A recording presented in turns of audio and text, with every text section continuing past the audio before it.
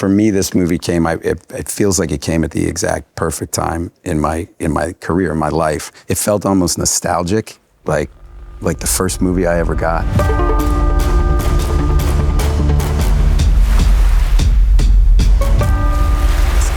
Favorite movie? What's our favorite? Well, okay, I'll start with Rob. I would say there's a huge body of work, but I would say Josh and Benny's movie, Good Time. That was awesome. Is amazing. Because I think you came on everybody's radar in those huge movies, and you were in the middle of that firestorm of paparazzi, and you were the heartthrob and all of that stuff, and then suddenly it was like gone. No, but it feels like you curated that and really kind of deftly and beautifully and made the career you wanted to have. I think meeting Josh and Benny, I saw this little picture from their previous movie. I was always kind of looking for kind of interesting new directors and stuff, and the image they'd chosen to promote it, I was certain they were going to say it was going to be an Eastern European director or something. I meant to find out they're from New York. I was like, oh, I just know. And then, meeting them, there was such a palpable energy around them. But I just remember thinking, I think you just got to kind of hitch your horse to this. Is that the expression? Hitch your horse to the wagon? Hitch your wagon to the horse. So you can just feel it's like the train is about to leave the station. That's so, because you talk about like buying a stock low. Like, and you look at those guys now, right? And they're just extraordinary, and everybody knows it, but you were kind of the first on board. The way they write dialogue, it just immediately makes you want to say it out loud, and it's so rare to do, and I kept wanting to read it to people in parties and stuff. Right. That's a very good sign. Yeah, and it was like, and everyone else was like, yeah, cool. I was like, you don't understand. What was that story you told where you read a cab driver? Didn't you read a cab driver a section from a movie you were doing? Yeah. You've definitely told me. It was like I think I'd done that a few times. No, I did. It was the end of Remember Me. Yes, that is what it was. You read the monologue. Yeah. You're just like, I want to just workshop this for you. Hey, what do you think about this? Listen, we got another 20 minutes in the car. I just want to run this a few times. But yeah, it was such an exciting thing. Have you guys ever had that experience when you you find a director who you just personally believe in? Yeah, Chris Nolan, actually. Yeah, but not. I'm trying to think if it that early on in their careers. When I was younger, Doug Liman had already done 2 terrific movies when I signed up for the Bourne Identity. What had he done before Bourne? He did Swingers for like $250,000, and then he did Go, which I think was a few $1 million, but it's still one of my favorite movies of his. It's a really, I just watched it again a few months ago. I showed my kids. It's fantastic. Still a really interesting choice for Bourne at that time as well. It's really cool. Yeah, they were, that to the studio's credit, they chose him and he created that whole franchise. That was all Doug in response to James Bond, funnily enough. He was just because at that time it was I think Piers was doing it. It was the late 90s, and Doug said, I just don't relate as an American to this guy, and I think we need our kind of guy, and he's kind of going to be the opposite in all these ways. Yeah, I really feel like you shaped the genre with that film. Yeah, Doug did. Yeah.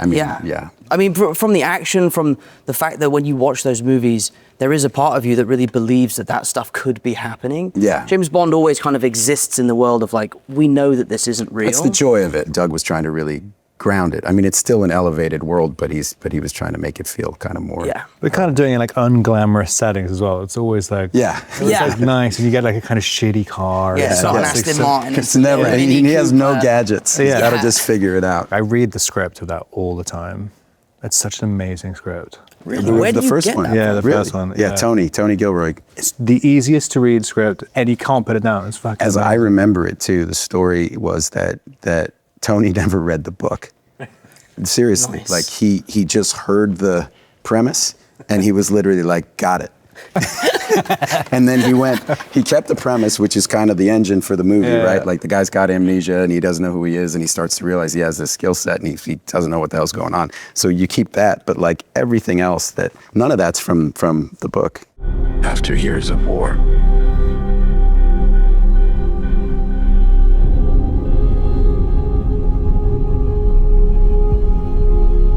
no one could stand between my men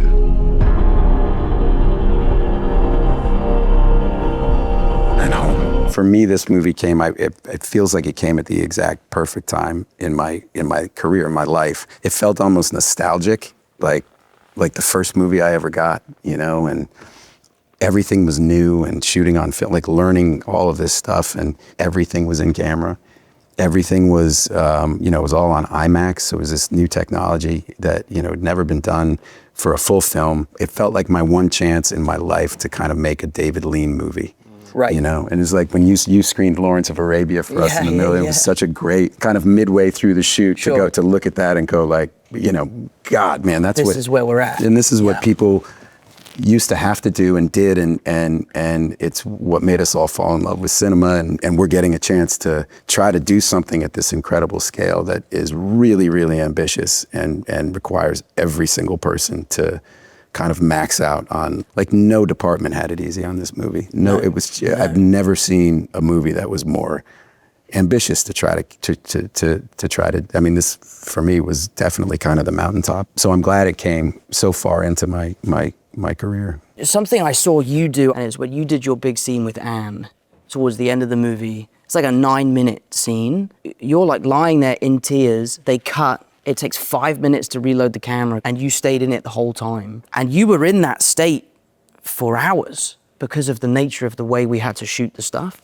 I didn't have to be there that day, but I remember sort of being like, I can't leave. Like, this is unprecedented stuff that's happening right now. And to credit to Anne too, like she did the same, and they started on your coverage. And she was bringing it on the other side before it was for me as a young actor to see two guys like really at the top of their game operating like that. And also, you know, it's not easy circumstances to be working with that camera. That's cool. She was phenomenal. But it's also like when you did the fight, when they were shooting the background guys who were reacting to your fight, and you'd been doing this fight for days. You've killed like 200 people by this point, and you're doing the full choreo, full out, hitting the ground. You guys really set the tone for us who were like working with Chris for the first time, working on a movie of this scale for the first time, of like what is expected and what is the work ethic. I think Chris sets that tone. Like, I remember the first time I worked with him was Interstellar, and they were all up in Calgary and they were shooting. I think I shot 4 days on that movie.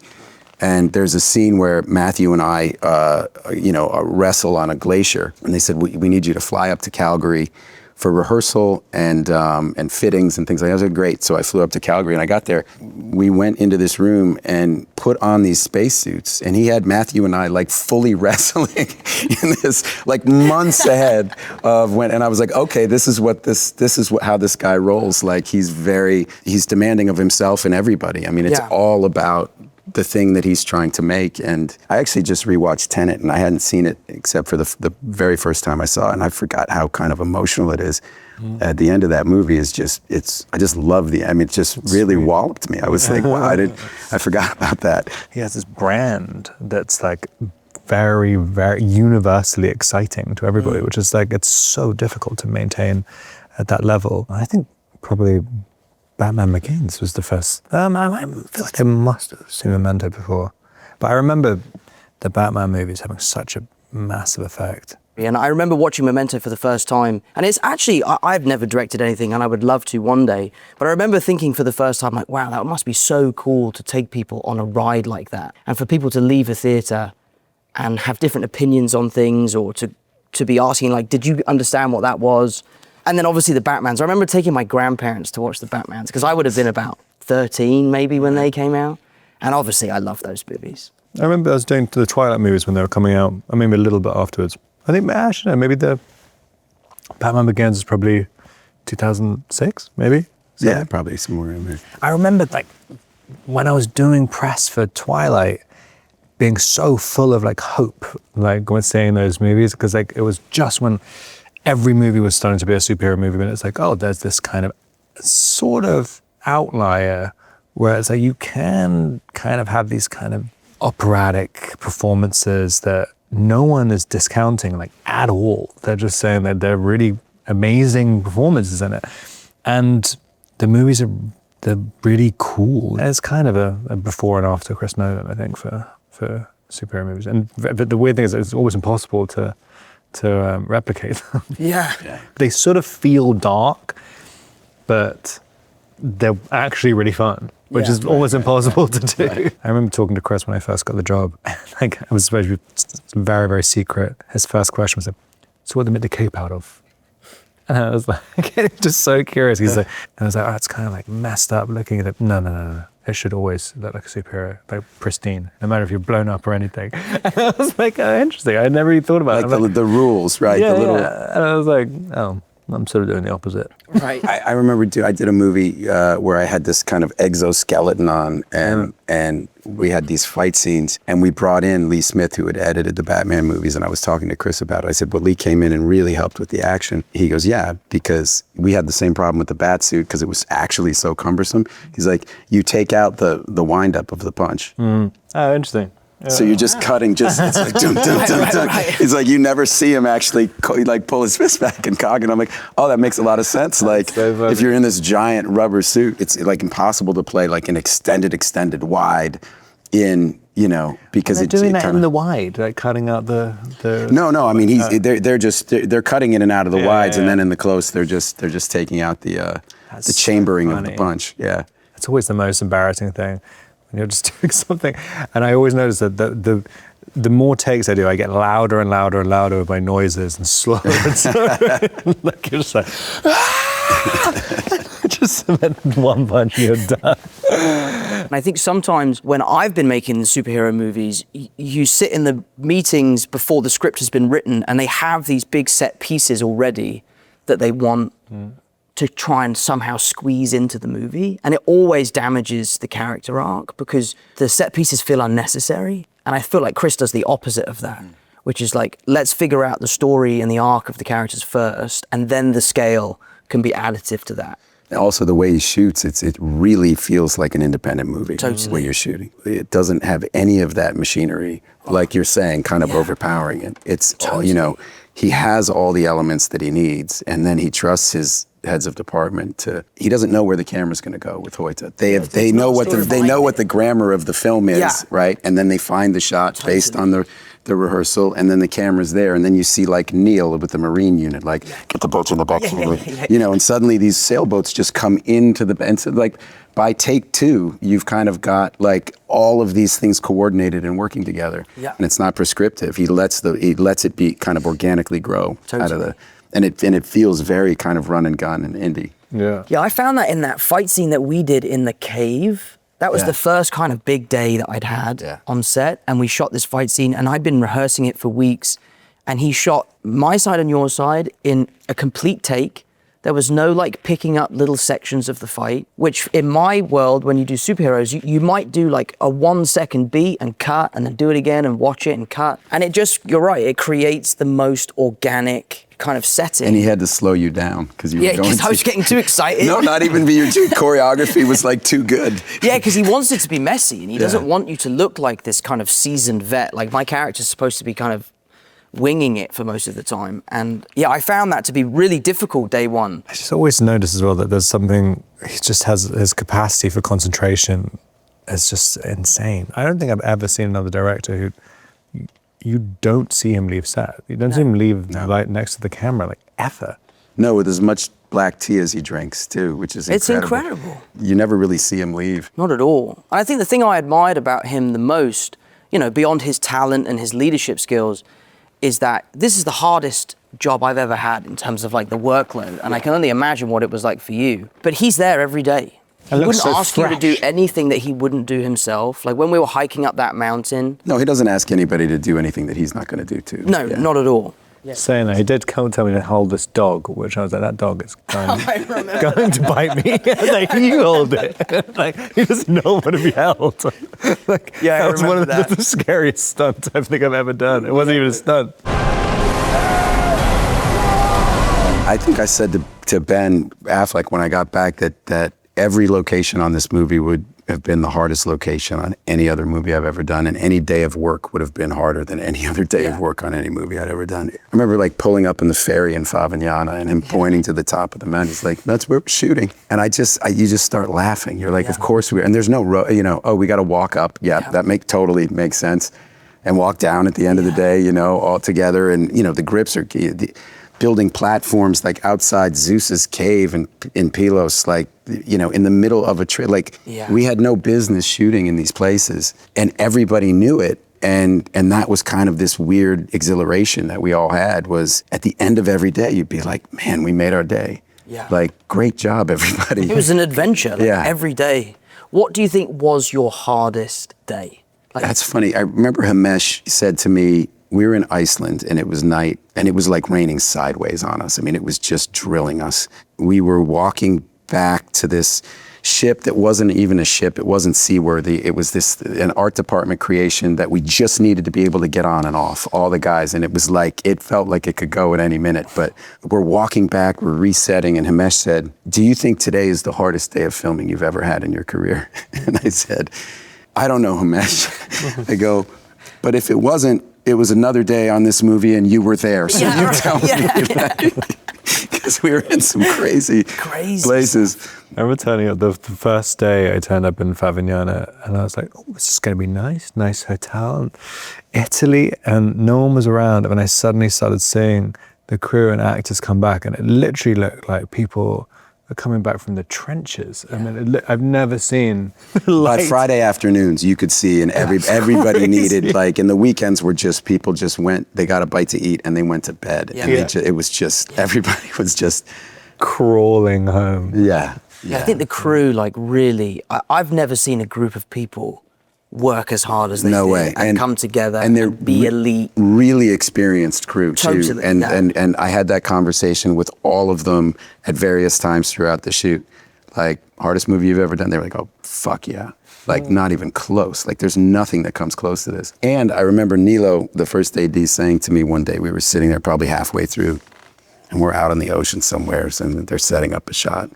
And Nilo goes, you know, you look around, every single one of these people could be on an easier movie and making more money. Yeah, totally. Wow, yeah. Like, every single person was like a repeat customer. Like, they'd done movies with Chris. They knew exactly what they were signing up for, and they wanted to be a part of it. And that you could really feel in every day shooting. I think the thing I love the most about our jobs is learning something new.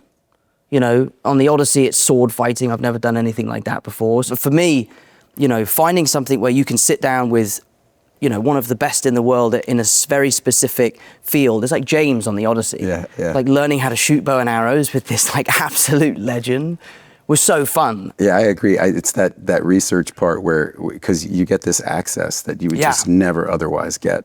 Totally. Like, who would let you just into their life? Yeah. You know, like when you're researching someone. I remember on Spider-Man 1, you know, in the UK, we really romanticize what the American high school life is like. You know, we watch movies and we see how fun it is and all that sort of stuff. And I secretly enrolled in the Bronx School of Science and went for like 2 weeks at this school. Really?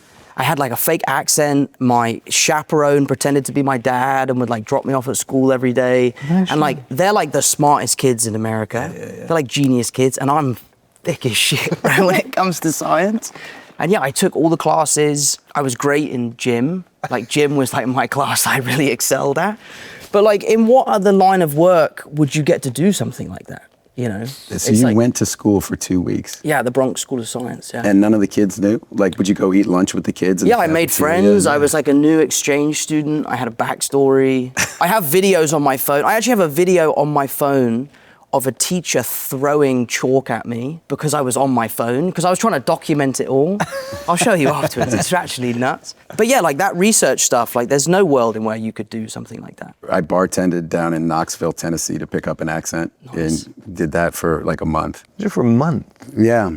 I mean, it was a big break for me. It was in a Francis Ford Coppola movie, and I had a month to kill, and then we were going to have 3 weeks of rehearsals at, you know, in Napa Valley where he lived, and so I moved to Knoxville, and I just told the manager, this woman, I just told her what I was doing, and so it was an extra bartender for her at no charge, right? So I was like, I'll give all my tips to these guys, and I just need to be here, because if you're serving drinks to people, and the guy was a bartender in the movie.